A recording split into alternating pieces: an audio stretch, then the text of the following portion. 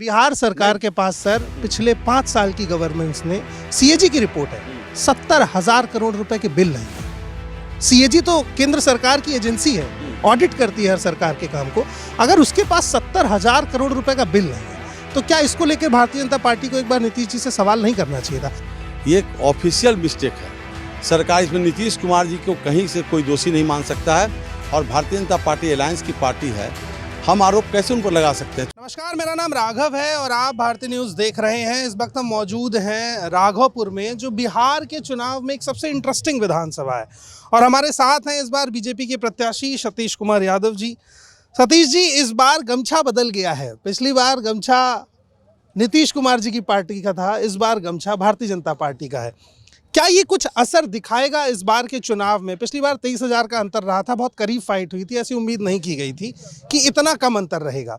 इस बार क्या उम्मीद है, आपको क्या लग रहा है? नहीं, देखिए, आपको पूरी जानकारी लगता है नहीं मिला है। पिछले बार भी मैं भारतीय जनता पार्टी का ही उम्मीदवार था, 15 में भी मैं भारतीय जनता पार्टी का ही उम्मीदवार था। दोनों बार जो मेरी हार हुई है, एक बार 22,000 से हुई, एक बार 38,000 से हुई। कारण एनडीए के वोट में टूट का क्या माननीय राजनीतिक महत्वाकांक्षा, परिस्थिति का गुलाम होता है मनुष्य। कार्यकर्ताओं की आवाज़ पर चिराग पासवान जी ने यहाँ उम्मीदवार दिया जो 25,000 वोट काटा, तो एनडीए के वोट में बिखराव हुआ, उत्साह की कमी आई। जो कुछ वोट और आने वाला था वो वोट जो जीत रहा है कैंडिडेट उसके तरफ चला गया, जिसके चलते मेरी हार हुई। लेकिन लगातार 5 वर्षों तक मैं जनता के बीच लगा रहा। चिराग पासवान जी चुनाव लड़े, उनके चुनाव में भी हम दिन रात एक करके उनको जिताने का मेहनत किया। परिणाम ये हुआ कि जनता के बीच में बना रहा और जब टिकट की बारी आई तो जनता की ओर से आवाज़ गई शीर्ष नेतृत्व को और शीर्ष नेतृत्व ने सर्वे करवा करके मेरे ऊपर विश्वास किया और मुझे पुनः तीसरी बार टिकट दिया। आज परिणाम मैं देख रहा हूं कि आम जनता के बीच में हर जगह उत्साह की लहर है, हर जगह लोग बदलाव चाहते हैं। 10 वर्षों से उनके जो कारनामे हैं, उनके कार्यकर्ताओं के कारनामे हैं कि नीतीश कुमार जी 23 जून को पुल का लोकार्पण करते हैं और राजद के कुछ कार्यकर्ता, मनबढ़ू कार्यकर्ता कहिए, नीतीश जी का पोस्टर फाड़ते हैं, सतीश कुमार का बैनर फाड़ते हैं। तो ये सब पूरी जनता ने देखा। उसका परिणाम है कि आम जनता में ये भावना फैली कि भारतीय जनता पार्टी एनडीए के कार्यकर्ता सब और सुशील हैं, सबको साथ लेकर चलते हैं, किसी के साथ उद्दंडता नहीं करते हैं। इसलिए ऐसे पार्टी को, ऐसे उम्मीदवार को वोट देकर जिताएंगे तो मेरे क्षेत्र का चहुमुखी विकास होगा। सतीश जी, बड़ी बात है, राजद का जहां गढ़ है वहां आप 90,000 से ज़्यादा वोट पाते हैं। चुनौती तो आप दे रहे हैं। मेरा सवाल ये है कि 20 साल से सरकार तो तेजस्वी जी की नहीं है, नीतीश जी की है, तो इंतज़ार किस चीज़ का किया जा रहा है डिग्री कॉलेज बनाने के लिए? वो तो अभी भी नीतीश कुमार जी के हाथ में है। तेजस्वी जी विधायक हैं लेकिन वो डिग्री कॉलेज नहीं बना सकते ना, वो तो सरकार के हाथ में है। फिर सरकार इंतज़ार क्या कर रही है? देखिए, प्रोसेस से कोई काम होता है। पहला फेज में मैंने क्वेश्चन किया था विधानसभा में 2010, लगभग 14 या 15 में क्वेश्चन किए थे कि राघवपुर को एक डिग्री कॉलेज दिया जाए। तो उस समय के तत्कालीन मंत्री जो थे, शिक्षा मंत्री, उन्होंने कहा कि माननीय सदस्य का मांग जायज़ है, स्वीकार है, लेकिन अभी शिक्षा विभाग ने नीति बनाई है कि सबसे पहले मैं उस 5 किलोमीटर के दूरी पर एक हाई स्कूल का निर्माण करवाएंगे। ठीक बात है। तो अनुशंसा करने का पावर विधायक को मिला। मैंने लगभग 8 हाई स्कूल का निर्माण करवाया। उसके बाद सरकार का नीतिगत फैसला आया कि अब जो बचा हुआ पंचायत है, हर पंचायत में हाई स्कूल और +2 खुलेगा। तो उसके तहत पूरे प्रखंड में कि हर पंचायत में हाई स्कूल +2 खुल गया। उसके बाद उस समय उन्होंने कहा था, आप इस बात के लिए कहा था, हाँ, उन्होंने कहा था कि जब प्रखंड लेवल पर डिग्री कॉलेज खोलने की बारी आएगी तो राघवपुर को प्राथमिकता दिया जाएगा। अब उस पर सर्वे जारी है, किस प्रखंड में डिग्री कॉलेज है, किस में नहीं है। सूचीबद्ध होने के बाद निश्चित तौर पर मेरे विधानसभा के किए हुए क्वेश्चन पर राघवपुर को प्राथमिकता देकर के यहाँ डिग्री कॉलेज खुलेगी। तो ये प्रक्रिया है। इसी प्रक्रिया के तहत 10 में ये टापू नुमा इलाका था, यहाँ आने जाने के लिए नाव का सहारा लेना पड़ता था। लेकिन मुख्यमंत्री जी जो वादा करके गए, ये पुल का शिलान्यास किया 23 अगस्त 2015 को और 23 जून 2025 को इसका लोकार्पण किया है। तो ये इच्छा शक्ति, नीतीश जी की इच्छा शक्ति है कि हम बिहार को बदले। वे विश्वकर्मा के रूप में, अगर बिहार का विश्वकर्मा नीतीश कुमार जी काम कर रहे हैं, तो देश का विश्वकर्मा नरेंद्र मोदी जी है, जो दोनों मिल करके राज्य और देश को विकसित करने का काम कर रहे हैं, राज्य को एक नए आयाम पर पहुंचाने का काम कर रहे हैं। मेरा एक साधारण सा सवाल था, आपने अपनी बात मजबूती से रखी, मैं उसे समझ रहा हूँ। मेरा सवाल ये है कि 20 साल से अगर मुख्यमंत्री सत्ता में हैं, तो क्या तेजस्वी उन्हें मना कर रहे हैं यहाँ कॉलेज बनाने से, या तेजस्वी मना कर रहे हैं यहाँ के डेवलपमेंट के लिए? क्या मुख्यमंत्री के विकास के लिए ज़रूरी है कि उनकी ही पार्टी या उनके ही गठबंधन का व्यक्ति विधायक हो तब विकास होगा? मुख्यमंत्री जी के सोच पर, कार्यकलाप पर कोई उंगली हम लोग नहीं उठा सकते हैं, क्योंकि उन्होंने कर दिखलाया है। लेकिन आपका क्वेश्चन है कि सरकार को क्या तेजस्वी यादव ने रोका था डिग्री कॉलेज देने से? लेकिन मैं आपसे कहना चाहता हूँ आपके माध्यम से कि तेजस्वी यादव 20 महीना नीतीश जी की सरकार में, 15 से 17 में सरकार में थे, फिर 17 महीना डिप्टी सीएम के रूप में थे। उनके विभाग, उन्हीं के पार्टी के मंत्री थे चंद्रशेखर जी, जिनका विवाद पाठक जी से हो चुका था। तो वो 20 महीना और 17 महीना में वो तेजस्वी जी क्यों नहीं डिग्री कॉलेज खुलवाए? मैं तो कहा कि सरकार एक नीति बना चुकी है, उस नीति पर काम कर रही है। हाँ, स्थानीय विधायक थे, मजबूत विधायक थे, डिप्टी सीएम थे, उनके बल पर सरकार टिकी हुई थी नीतीश जी की। वो क्यों नहीं राघोपुर में डिग्री कॉलेज खुलवाए? क्वेश्चन उनसे मैं करता हूं, और आम आवाम भी कर रही है।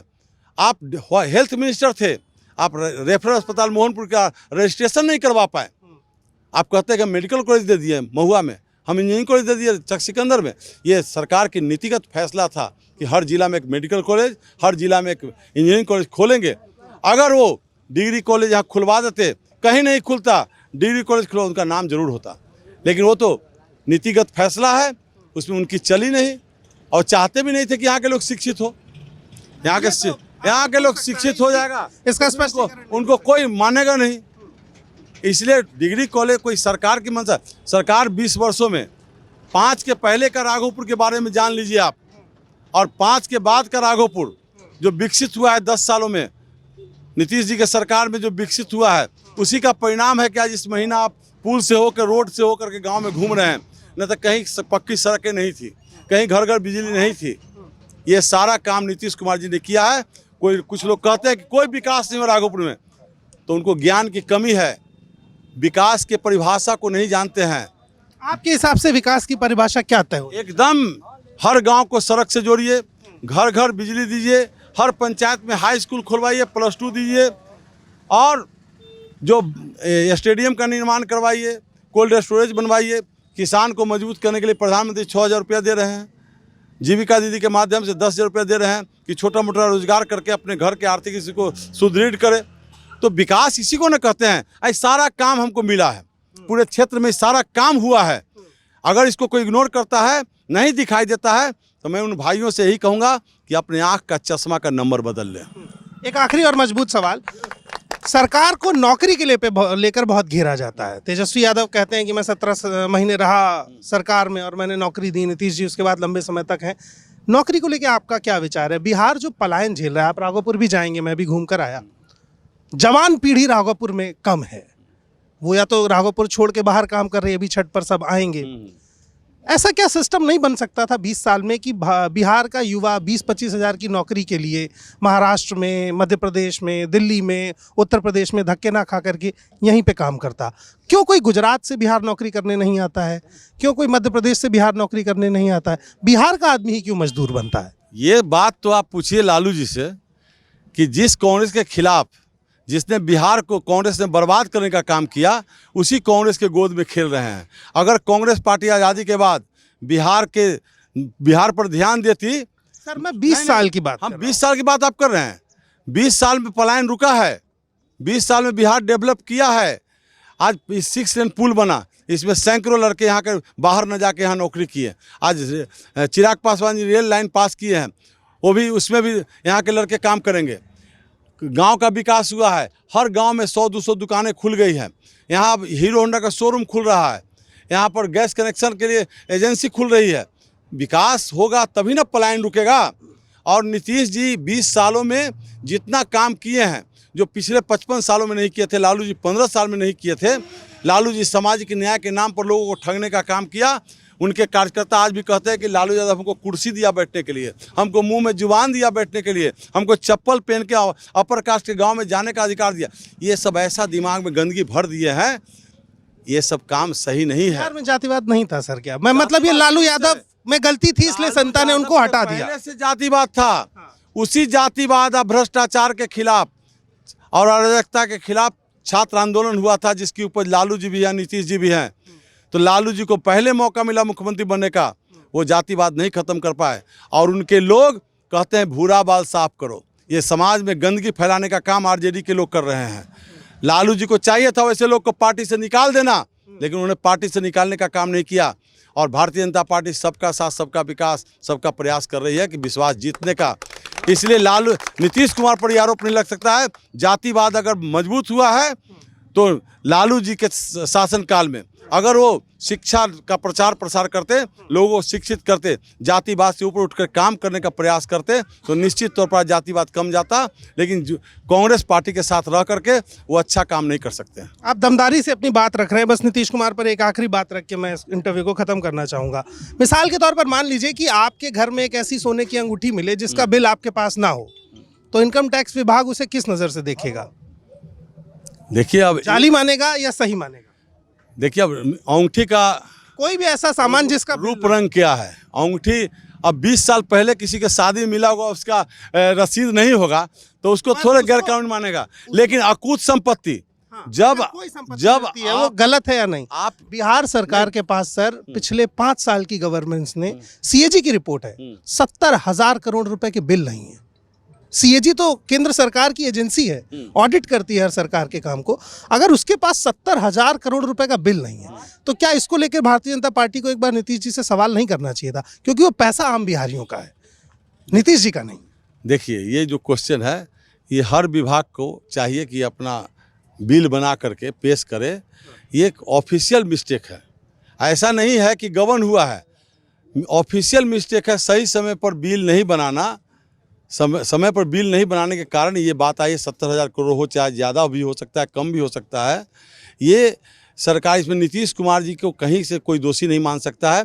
और भारतीय जनता पार्टी अलायंस की पार्टी है, हम आरोप कैसे उन पर लगा सकते हैं? क्योंकि हम साथ में, की बात नहीं सर, आप पूछ सकते हैं। दर्जनों विभाग है हमारे, जो दर्जनों विभाग में भी अगर जांच किया जाए तो हो सकता है कि समय पर एस्टीमेट या बिल जो होता है उसका बनता है, एमबी बुक होता है, नहीं होता होगा, नहीं बनता होगा।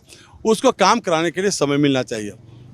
जांच करवाइए, आप देखिएगा, समय दीजिए 15 दिन का, सारा बिल दुरुस्त होगा, सब बिल आ जाएगा समय पर।